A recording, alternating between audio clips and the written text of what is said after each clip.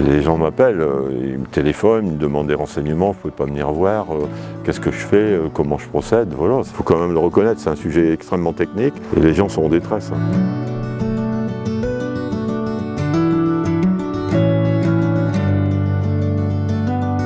On a constaté les fissures depuis le sous-sol quand on était à l'intérieur, puisque de l'intérieur on voyait l'extérieur. Tout le long ici, jusque de l'autre côté du pignon. La fissure qui est là, on peut la suivre de cette manière, ici, là. Ici dans la cuisine, cette fissure qui va donc de l'extrémité du mur jusqu'au couloir.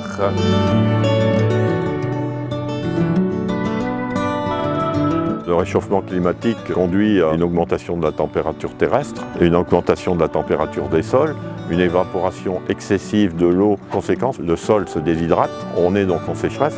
Et deuxième conséquence, lorsqu'il y a un refroidissement dans la stratosphère qui est important, eh bien cette eau retombe sur le sol avec des pluviométries extrêmes. Prenez le cas d'une éponge, vous la remplissez d'eau. Quand vous appuyez, eh bien, qu'est-ce qu'elle fait, l'éponge? Elle se tasse. L'argile se comporte un peu comme une éponge. Donc quand on diminue le volume, qu'est-ce qui se passe? Si vous avez une charge au-dessus des fondations d'une maison, on a tassement.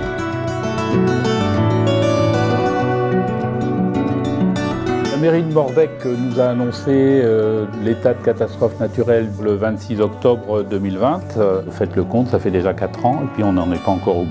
Moi, ce que je regrette, c'est qu'effectivement, il y ait déjà ce délai très important entre le moment où on fait la déclaration et puis au moment où on va pouvoir aboutir.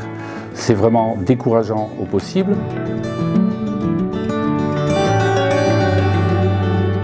Quand une commune est reconnue, ce n'est pas pour autant qu'un sinistré le sera. Il y a toute la démarche d'expertise qui est conduite par les experts d'assurance.